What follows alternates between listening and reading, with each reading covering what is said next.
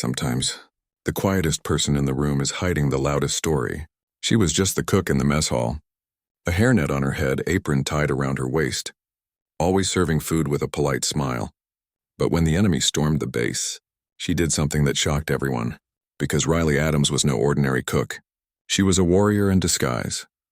Every single day for 3 long years, Riley Adams looked invisible. She served breakfast at 6 a.m., lunch at noon, dinner at 6 in the evening. Same routine, same small smile. She never spoke much, just a simple, "What can I get you?" To the Navy SEALs lining up with their trays. To the men of SEAL Team 7, she was Mom, the woman who kept them fed. The woman who always had hot coffee waiting. Nothing more, nothing less. But Riley wasn't what she seemed. Flashback, her hidden past. At 29, Riley had already lived a life most soldiers could only imagine. She wasn't always a cook. She was once one of the Army's brightest stars. Staff Sergeant Riley Adams, 75th Ranger Regiment, top of her Ranger School class. Expert marksman with 7 different weapons. Hand-picked for the toughest missions America could send its warriors on. She was fearless, sharp, deadly. But one mission in Syria changed everything. Her target that night was supposed to be high value. But when she saw his face, he was just a kid. So young, so much life ahead. And yet she had orders. She pulled the trigger. Mission successful. But something inside her broke. The Army decorated her with medals, offered her promotions, but no medal could repair a shattered soul. So Riley made a choice. She asked for transfer, away from combat, away from the killing. She wanted peace, and they respected her decision. That's how she ended up in the mess hall at Forward Operating Base Griffin, Afghanistan, cooking meals, washing dishes, staying invisible. But make no mistake, she never stopped being a soldier, her quiet secret.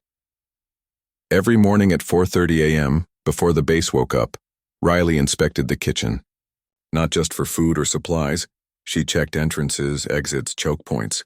She memorized where every heavy object was, every piece of equipment that could be turned into a weapon, and under the industrial freezer, hidden where no one ever looked. She had a stash, knives, guns, gear. 3 years of quiet preparation, not paranoia, preparation, because Riley knew one truth better than anyone. Peace is fragile, and war always comes knocking. The calm before the storm, October 15th. Morning. Riley was cracking eggs, prepping breakfast. The same routine she'd done for over 1,000 days. But then, the first explosion shook the ground. Windows rattled. Plates crashed. Most people thought it was training, but Riley knew better. Her ears had heard that sound before. Rocket-propelled grenades. Incoming fire.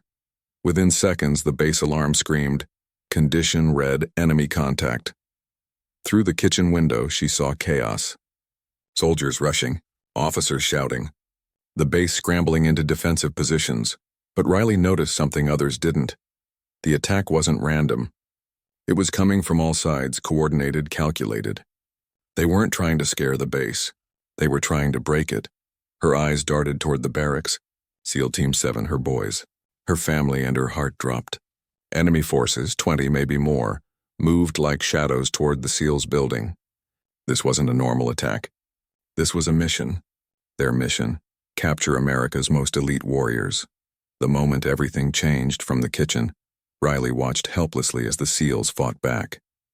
7 minutes of brutal resistance, gunfire, smoke, chaos, but the enemy was too many, too prepared, too precise. One by one her brothers fell.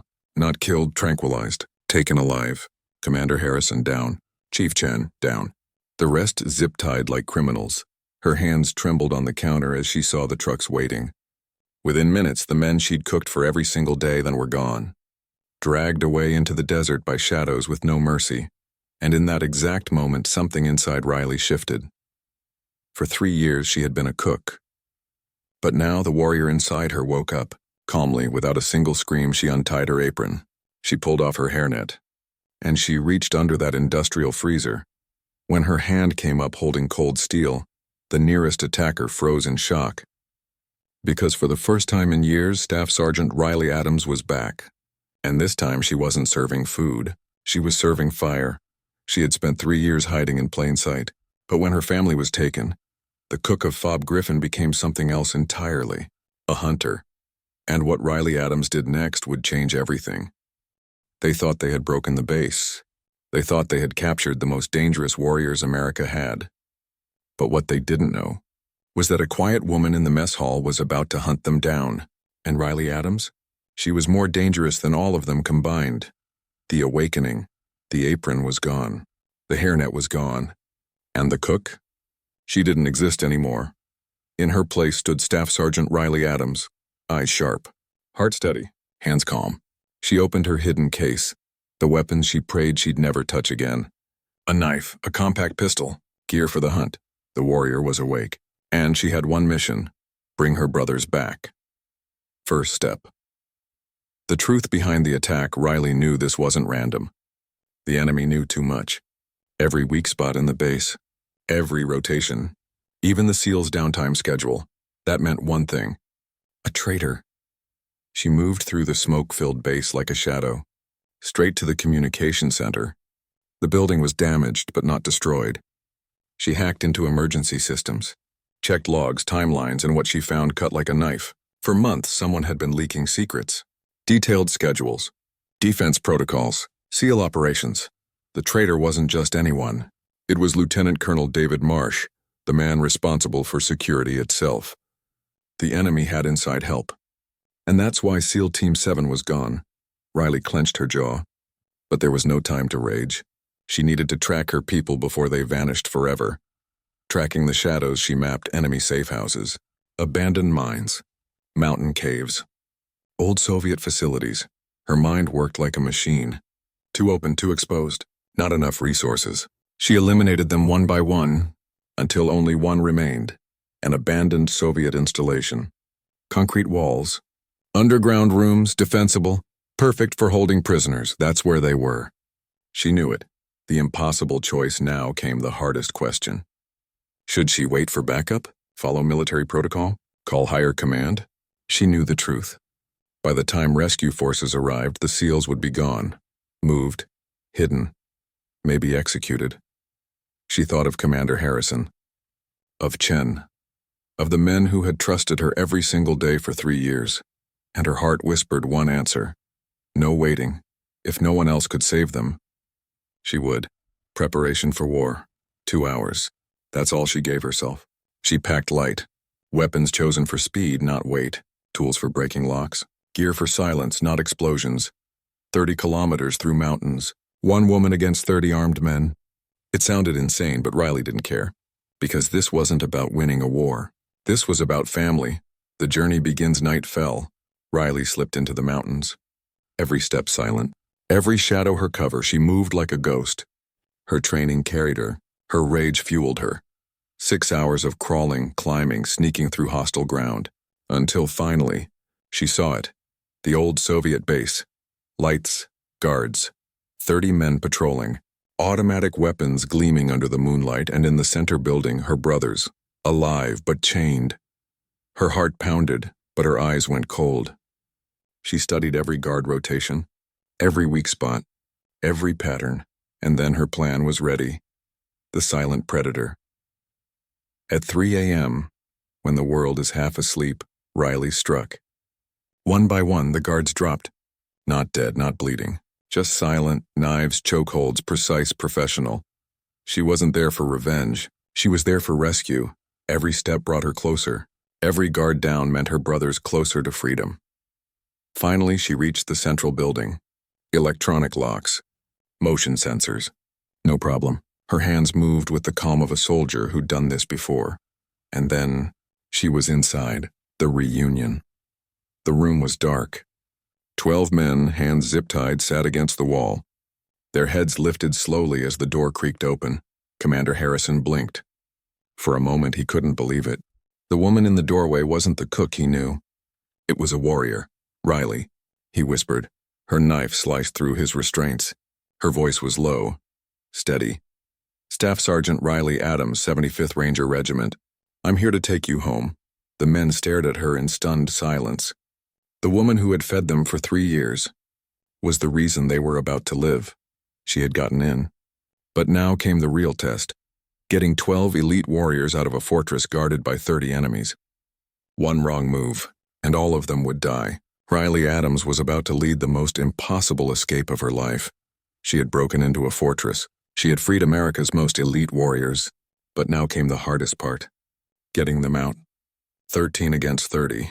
No vehicles, no backup. Just one woman leading her brothers through fire. The plan in motion, the zip ties snapped. Commander Harrison rubbed his wrist, still stunned. Chief Chen's eyes burned with a mix of shock and pride. For 3 years, she had served them meals. Now she was serving them freedom. Quiet, Riley whispered. Her tone left no room for argument. We move now. The SEALs didn't question her. They were professionals. They understood what they were seeing. Not a cook. Not a bystander. But a predator who had just walked into hell to drag them out. The first steps out, moving 12 men through enemy territory, wasn't just hard. It was nearly impossible. But Riley had studied every guard's rotation. Every blind spot. She guided them like a shadow. Signals with her hands. A glance here. A whisper there. One by one, the SEALs slipped into the night. No alarms, no mistakes. Not yet. But danger doesn't sleep halfway out of the compound. A flashlight beam cut across the courtyard. A guard turned. Eyes narrowed, Riley moved before anyone else could. Silent. Swift. Her knife flashed once. The guard dropped without a sound. The SEALs exchanged looks. This wasn't the woman who stirred their coffee. This was someone who had walked battlefields darker than most of them could imagine. The turning point, they reached the outer wall. Almost free. And then a shout. Intruders! The night exploded with chaos, floodlights, alarms, footsteps pounding. 30 armed men realized their prisoners were gone. Bullets shredded the air. Concrete sparked.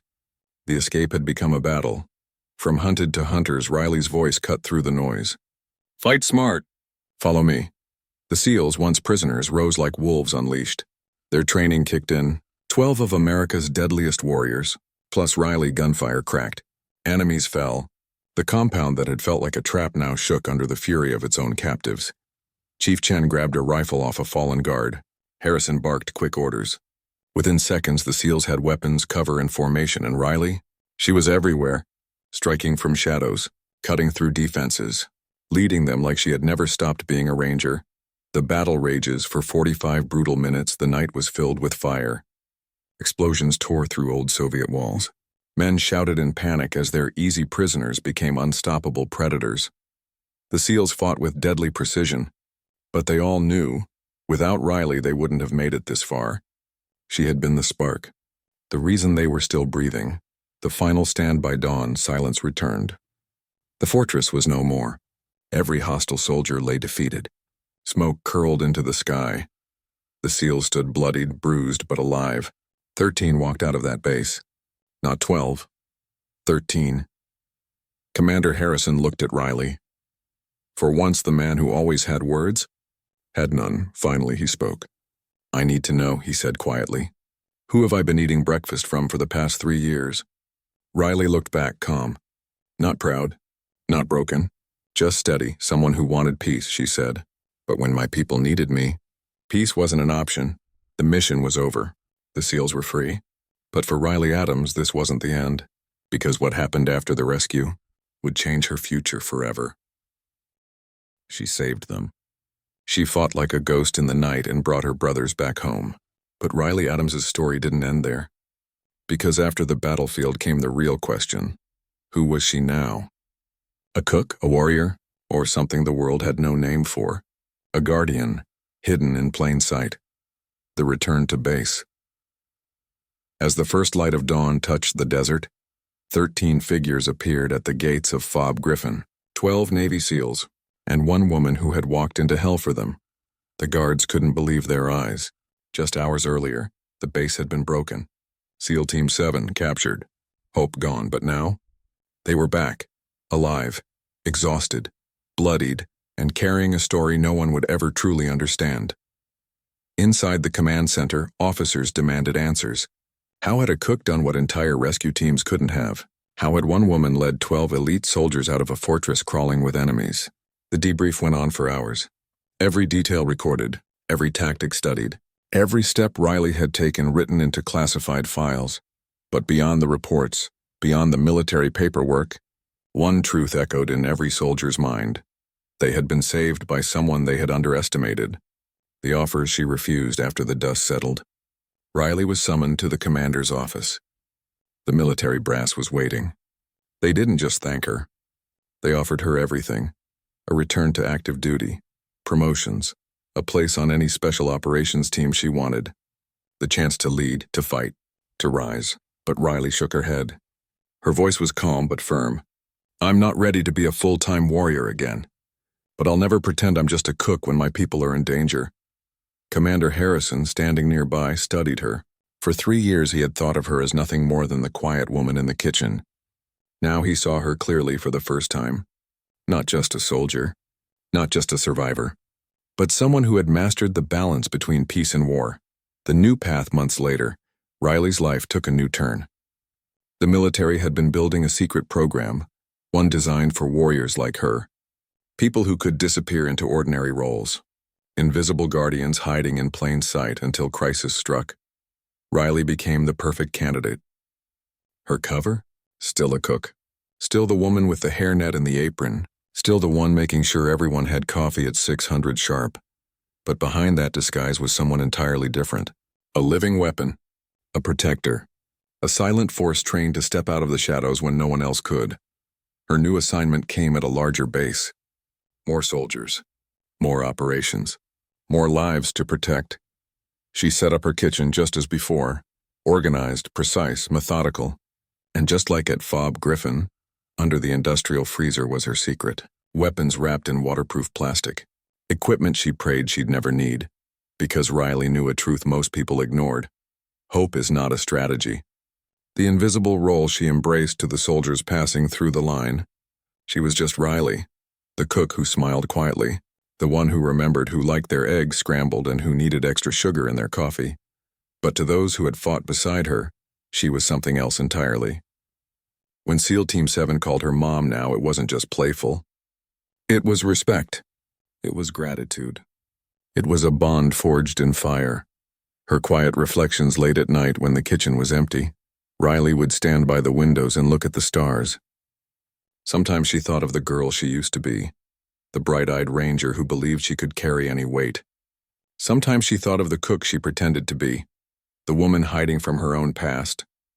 And sometimes she thought of the guardian she had become, the one who lived in the shadows to protect others. She realized something profound. The greatest warriors aren't always the ones carrying rifles on the front lines. Sometimes they're the ones holding trays, the ones smiling quietly, the ones nobody notices until everything goes wrong. The lesson she carried, her story would never make headlines. Her actions would remain locked in classified reports. Her name wouldn't be written in history books, but Riley didn't care. Because her victories weren't in medals or promotions. They were in the small things. The hot meal waiting after a brutal mission. The coffee steaming at dawn.